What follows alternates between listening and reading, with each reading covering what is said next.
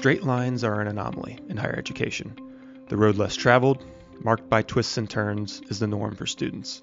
Such is the manner in which many students find their way to Lindner too. Students from a range of backgrounds, locations, and stages in their lives turn to Lindner. The same could be said of my guest today.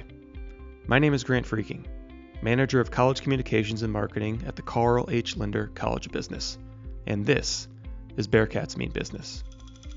Joining me today is Dr. Ryan Gaffney, a three-time Lindner graduate who is now a professor at the Owen Graduate School of Management at Vanderbilt University. Ryan, welcome to Bearcats Mean Business. Yeah, thanks, Grant. Happy to be here. If you would have told me, the 18-year-old version of myself would have ended up with 3 degrees, all from Lindner, I thought you would be, trolling me. That's just beyond my wildest imagination. Rightfully so, I think. Yeah. Yeah, it's crazy. I had no idea what professors did outside of teaching, to be honest, for a while. I even thought I was going to major in something totally different outside of business. I was taking a lot of theoretical physics classes. Turns out that those are really hard, and there's no experiment. So we kind of just sit around and think and do math. So that wasn't really my cup of tea, if you will. But that all changed when I took a marketing class. And it completely reframed how I thought about business. I wasn't a big business guy until I took this class called Consumer Behavior. I believe Professor Frank Kardes was teaching it. And I remember on the first day we were talking about experiments, and we were really diving into how do people think and how do people behave in the marketplace. And I'd never thought about business that way. And so that one class, set me on a path I never saw coming. But looking back, I wouldn't change a thing. So that really got things in motion. And now I'm here. So happy to be here and excited about this episode, this podcast. Well, thanks again for being here. It sounds like you're blending a little bit of the science background with your marketing studies there, but we'll get to that. I want to start at the beginning, though. You're a first-generation student, and you've got, as we mentioned, 3 degrees from Lindner. You've got your BBA, your MS marketing, and your PhD, all in marketing again. So walk me through what you do, I guess, now, and then let's go to the beginning and how you kind of got your start, which you sort of touched on at the beginning in your intro there, but let's expand a little bit more on that. Yeah, I'm a sucker for origin stories. Those are my favorite Marvel movies. So this one will be a little less interesting, I think. There's no superheroes involved, but I did start. I did start at UC in the fall of 2013. I went to high school over at Sycamore High School, over on the east side there. And like a lot of students, I was figuring out things as I went. I was a first generation student. Neither of my parents had gone to university or had college degree. So I relied a lot on the resources that UC had to offer and later Lindner. But yeah, real quick, shout out to my first gen students listening now. It's tough, not really knowing what's in the path in front of you. But absolutely, yep. But that's one of the reasons why Lindner and UC is so special. I mean, they really helped me kind of guide me down which paths were available to me as someone that was interested in marketing. But anyway, I'm deviating a little bit. I'll go back to the origin story. But when after 2014, I transferred into marketing, the marketing major, transferred into Lindner, and that eventually led me to conduct research in consumer behavior. For those that are familiar with it, this is the science of marketing and really like how people like you and me, Grant, think about buying and making decisions and navigating uncertainty and that sort of stuff. But yeah, one thing led to another. I ended up staying at UC for my master's in marketing, graduating in 2017. During that time, I worked in the behavioral lab and spent time in what was, at the time, the brand new 3D printing lab at Lindner. That was with Professor Elliot Manzone. Great professor. If you're listening to this now and you're a student, recommend taking his class. It's a lot of fun. Yeah, Elliot's great. A lot of fun classes from him. Yeah, and generally, very empathetic guy. He offers a lot of knowledge, a lot of wisdom. Yeah, so after my master's, I decided to pursue my PhD. I studied under Professor Frank Kardes, which, yes, is the first marketing class I took that I talked about before. He was teaching consumer behavior in undergrad, and I decided I would study consumer behavior with him as I pursued my PhD. I also had guidance from other professors like Bob Wire, Josh Clarkson, amongst a few others. I graduated in 2021 and I headed to Vanderbilt at the Owen Graduate School of Management. That's where I am today. Here, I conduct consumer behavior research and teach marketing courses like advertising and experiential learning. Um, but yeah. My both my research and my approach to teaching are rooted in what I learned during my time at Lindner. I can't say this enough. I mean, UC isn't just a place with opportunities. It's a place where students, make things happen. I know that sounds incredibly cliche. Uh, But it's, hey, sometimes those are true, right? yeah, yeah. I mean, um, what I really appreciated about UC were all the opportunities that were available to me, and I think that is so unique for an undergraduate program. They don't just put you on a track and then expect you to graduate, checking off all these boxes, right? There's so many different opportunities. There's so many different resources, and you combine that with the grittiness of your students who are motivated to, go and get everything that they can. I think that's what makes UC special. I mean, I read the other day that y'all have the most unicorns in the country, right? The most funded entrepreneurship ventures and a lot of these things. And I credit that to a lot, the student body as well as you know, the the building, the Lindner, the dean, the professors, so on and so forth. Ryan, your sort of Linder life cycle, as I kind of like to coin it, is really fascinating to me, and I appreciate you kind of walking listeners through your journey there, which is like we were talking off air beforehand about how you had the experience of both buildings, right? You were in the old Linder Hall, the new Linder Hall. You signed a beam that is now keeping this one of the beams keeping this building upright. So it's such a cool story. And let's touch a little bit more on, as you say, the origin story. I'm interested in your sort of aha moment and your original consumer behavior course with Professor Kardes that had definitely altered the course of your academic career. Let's dive a little bit more into that, because I think lots of students have that moment where they kind of maybe the switch flips. I know for me, it happened to me in high school when I decided I wanted to study journalism when I was 16. But some students it takes a little longer than that, and they may come to them in college like it did for you.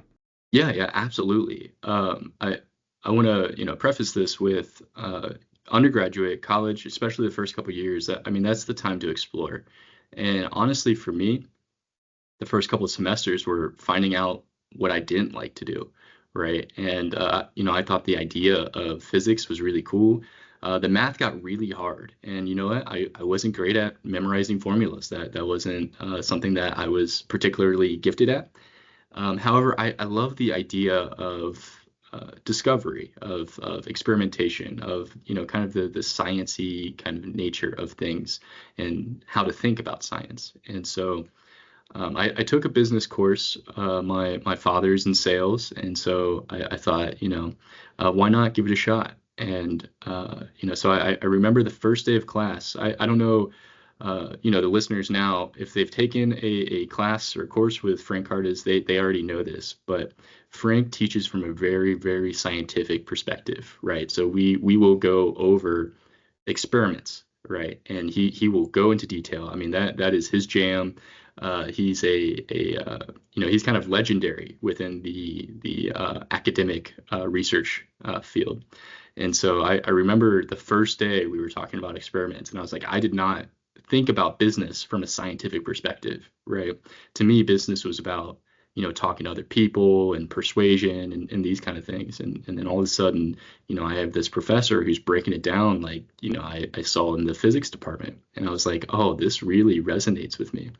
And I think that aha moment, I think that's more common than maybe we give credit to, right? I mean, it happened to you for journalism, in high school, which I'm envious of, but because it took me a little later. Yeah. But, But you decided you wanted research, but sort of in a different way. So still sort of the science background of what you originally kind of wanted, but just a different spin on it, right? And inside the business school. Yeah, exactly. I guess I never realized that business could also mean the study of people and how we behave. And that was something that I mean that gripped me, and I couldn't stop thinking about it. And I remember I kept bothering Professor Kardes, so I apologize for that if he's listening now. But I was so I was so interested in it. I read that textbook, from cover to cover, and eventually I studied under him when I was pursuing my PhD. So I think I made up for bothering him my freshman year. But yeah, I mean, I think that can be used as an example for other students that are maybe uncertain about what they want to do. Go ahead and ask professors for the courses that you appreciate, kind of what is the journey, what is the pathway to, work in kind of that area, right? Whether that's digital marketing. I know Professor Mantell taught digital marketing when I left, and she was excellent at kind of getting students in a position to achieve a digital marketing career. That's just one example. But definitely reach out to your professors. They love talking to students, and especially students that ask about how to pursue a career in the thing that they teach. Um, as a professor myself, I have to say when a student asks me about the subject that I teach, I mean sometimes I talk too much, right? I think you'll find that a lot of these professors are so passionate about this stuff that you may get too much advice. Right. I like the trial and error approach though, because that's something we teach the students here at Lindner about co-op, right? It's not only about figuring out what you want to do, it's about figuring out what you don't want to do, and sort of hopefully it's not a big long process of elimination for you, but hopefully you land on something soon. But it does help roll out, I think, and maybe narrow down your eventual job search. Ryan, I want to transition a little bit to some outside of the classroom experiences you had, some study abroad experiences that you were pretty passionate about, and walk me through how those impacted you. How do you sort of landed on the few experiences you had, and your overall experience with your experiences outside of the classroom here at Lindner? Yeah. So, just background here, first generation student, haven't really left Ohio very much. And then I remember I met Professor Armstrong, Lee Armstrong, and she was running the study abroad program at UC. I think I went to an information session, and I remember, her just talking about any student is eligible for these study abroads, and here's how you do it. And this is another moment where you see Lindner, they really provide these opportunities for those that want it. And I thought this would be incredible to go to the other side of the globe. Are you kidding me? That would be Yeah, of wild. course. Yeah, and so I decided to sign up for the study abroad in China. I was interested in how factories work and global business in general. This was around the time that I decided to add international business to my major. And so I remember talking to Professor Seipel about it. She was all on board, and she really helped me kind of prepare for that study abroad. And then I have to tell you, what we learned on that study abroad was very important. We toured factories like P&G, and I think that was in the Sichuan province, right? So we actually got to go inside the factories and see how things are made, which is really cool.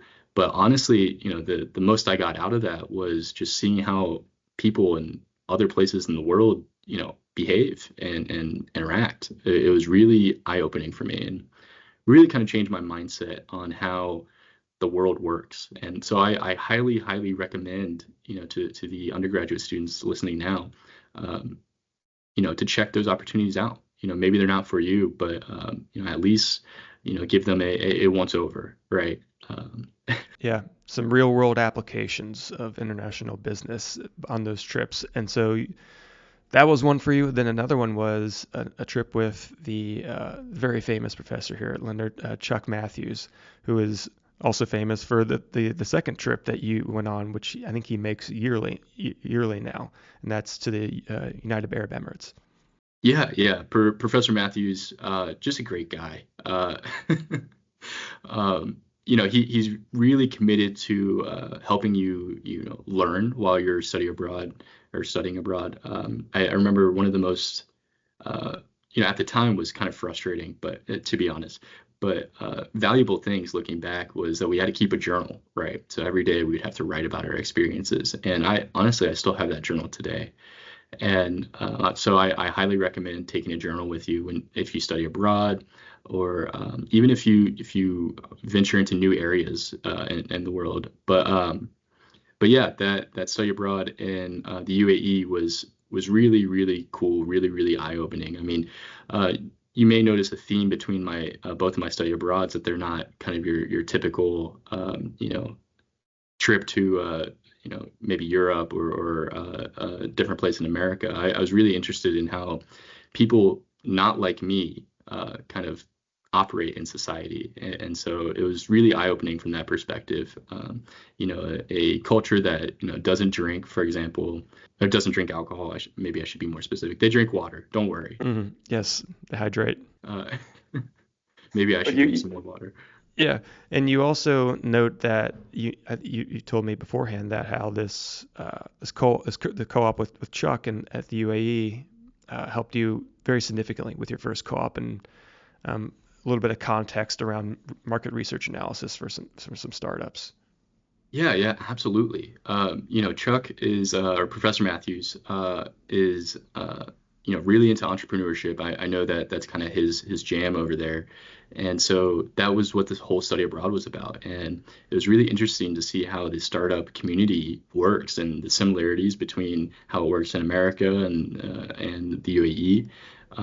But this knowledge that I learned from the study abroad and from Professor Matthews really helped me get a job for my first co-op, where I helped Cincinnati-based startups with their market research needs. And so I did a lot of market penetration analyses. I was getting startup companies onto QVC. Uh, so you probably, the listener, don't know what that is, but your parents do. Um, Or if maybe if they watch Hacks on HBO, they might know. So oh yeah, good point. Good point. But yeah, so that really helped me gain experience in a industry, in an area that is hard to get into. And so that really helped me with my co-op. And honestly, that helped me as I started to push forward in that area. That wasn't my first, or that wasn't my last job in kind of the startup world. hmm I kept working through my master's at different companies. I believe I was at Luxottica at the time for my master's. But yeah, all around startups. At the time, Luxottica was onboarding a new company, so they wanted the startup folk. Anyway, I digress. I know. Uh, but the things I learned from that study abroad really helped me, kind of learn about this area, learn that I liked this area, and led to my first job. Sure. Yeah. Let's transition into your master's studies. I know you graduated your undergrad early, which I think may have been a different notion back when you did it, but I know currently more and more students are doing this because they're entering Lindner with more and more college credit, right? So they're graduating early, and they're often uh, just graduating early to get jobs, or they're also moving into a master's program or an MBA program here at Lindner.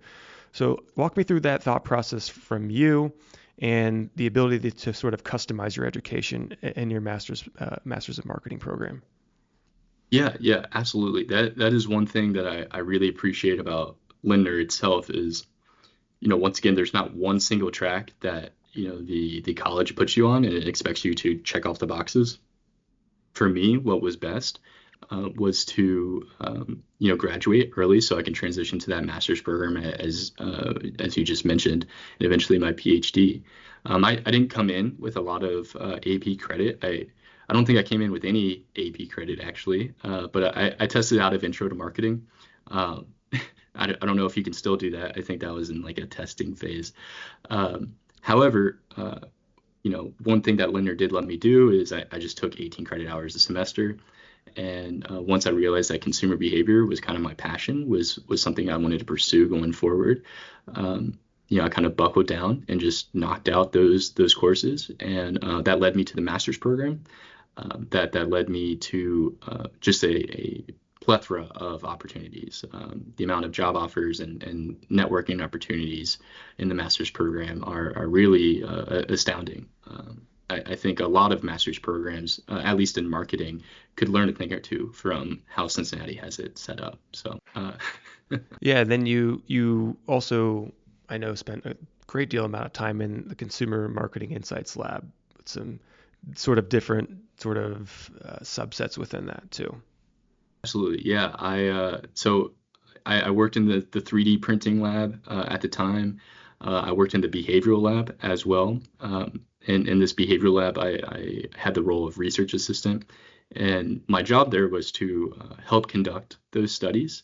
And so for the first time in my life, I got to see, these studies I learned so much about in this consumer behavior class, so much that I learned about, from these other professors. And I don't know how many Lindner students know this, but the marketing department at Lindner is, worldwide famous.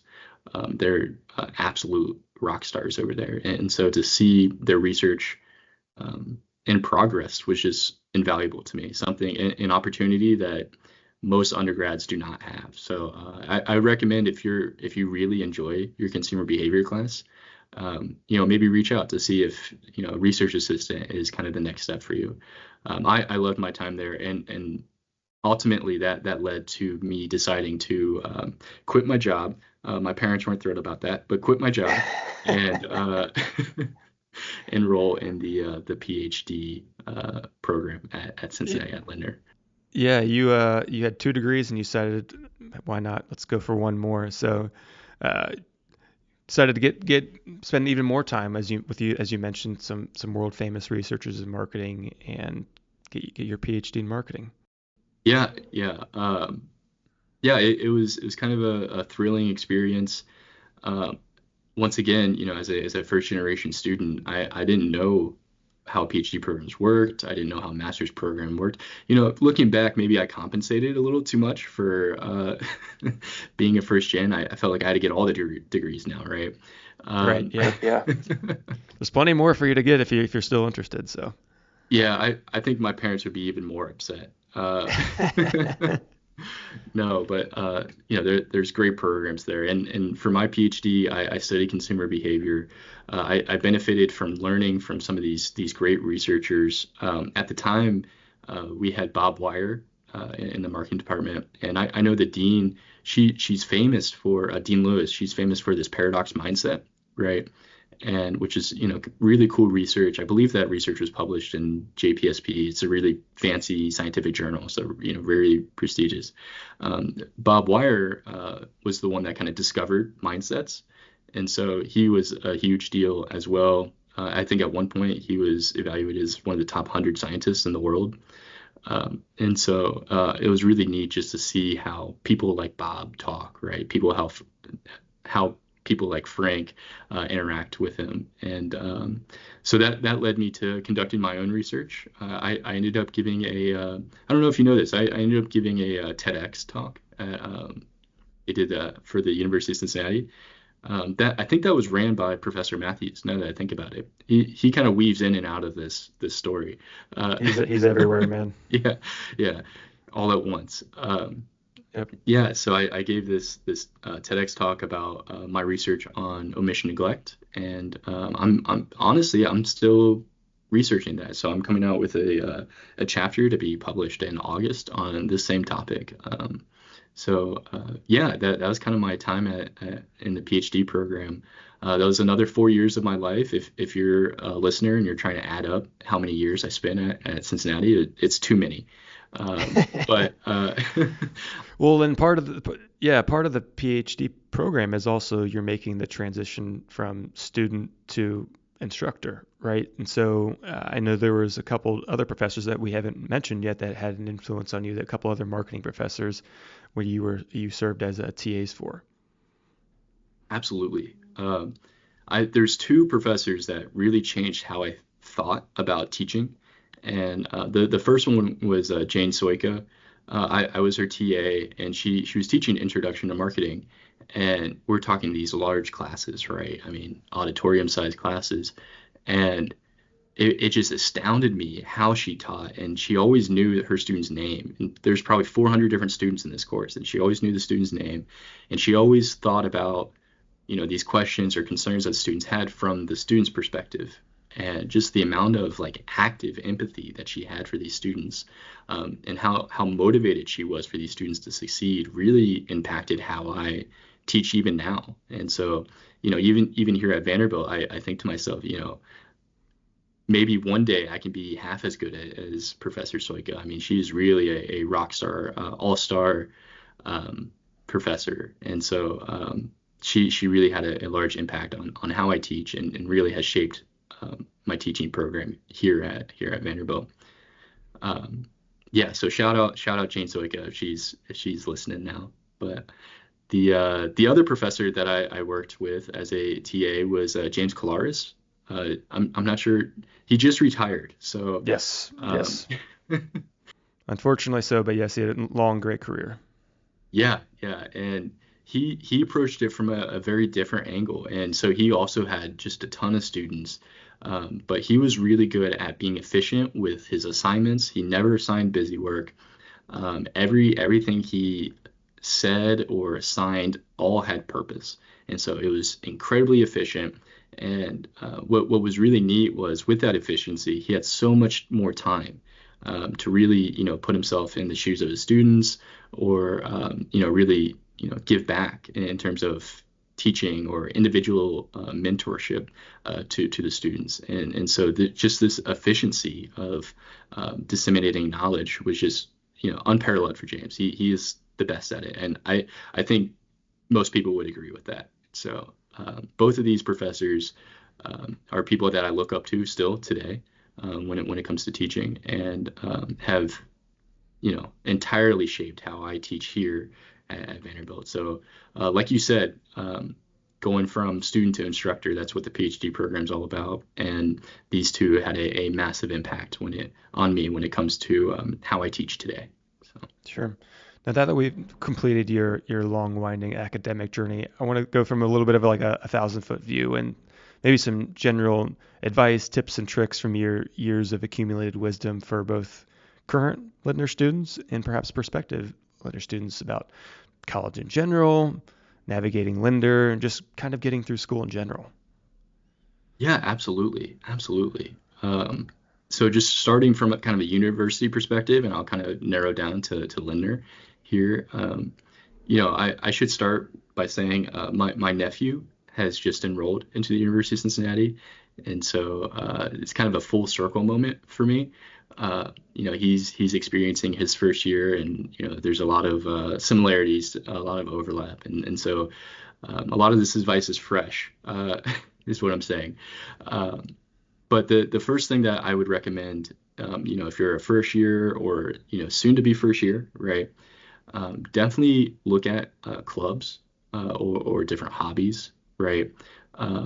That are available at the University of Cincinnati or available within Lindner. I always recommend to choose one professional club and one like passion club, right? For example, I'll give an example. For me, I joined the American Marketing Association for my professional club. That was something that I was interested in. It gave me the ability to network. I'm very introverted, believe it or not. However, joining these kind of clubs, being around these people, it allows you to naturally kind of connect with individuals. And I still keep in touch with people that I met from AMA today.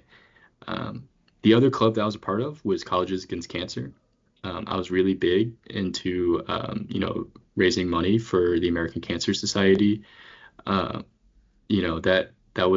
spent my 3 years of undergrad, completely enthralled into this club, this hobby.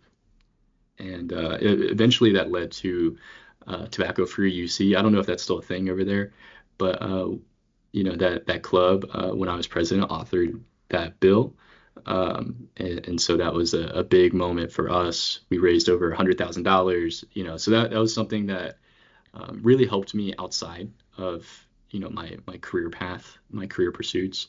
And I think that's important because, you'll have bad days when it comes to classes. You'll have bad days when it comes to networking or your career path. But when you can, kind of put that to the side, for, a day or, for a meeting, I think that gives you enough breathing room to, kind of pick up, where you left off. But yeah, so I don't know if that makes sense. I feel like maybe. No, it's all very cogent and potent advice, I think, and it's pertinent. And I think another point, to wrap up our conversation is sort of the impact and reiterating the impact of your experiential learning opportunities, many of which you've mentioned: the study abroad, the lab work, the co-ops and internships. The other ones maybe that we probably didn't even get to, because at the end of the day, I think college is about building the foundation for your career. So tying a bow on it, what sort of closing statement can you offer to the impact of the experiential learning opportunities that Lindner can offer, and how yours impacted you? Yeah, absolutely. Yeah, that's a great question. At the end of the day, college is about building the foundation for your career. I mean, that's why we go to college, right?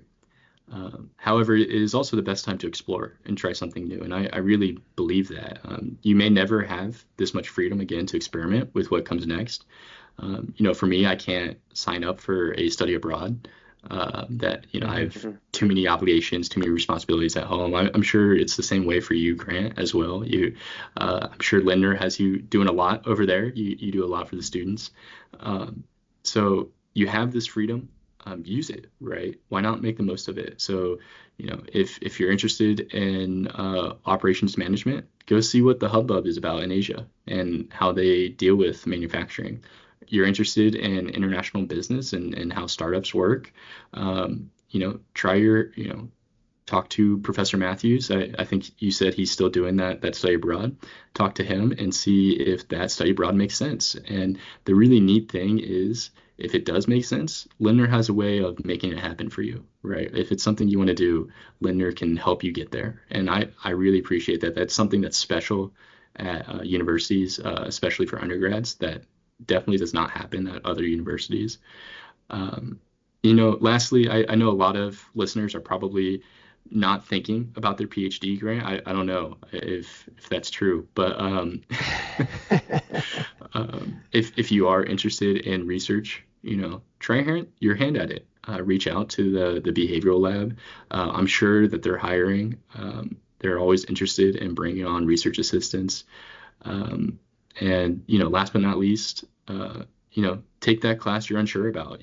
For me, it was marketing. I didn't even think I wanted to go into business, but I took that marketing course. I found out that, oh, this is the thing I want to do for the rest of my life, and it brought me here. So you never know what might end up shaping your future. For me, it was that class. For you, it could be, a journalism class. And you could grow up just to be like me, yeah. Yeah. All right. Well, my thanks to Ryan Gaffney for joining me today on Bearcats Mean Business. If you enjoyed today's episode, please consider subscribing or leaving a 5-star review for Bearcats Mean Business on Spotify or Apple Podcasts. Thanks for tuning in. Go Bearcats.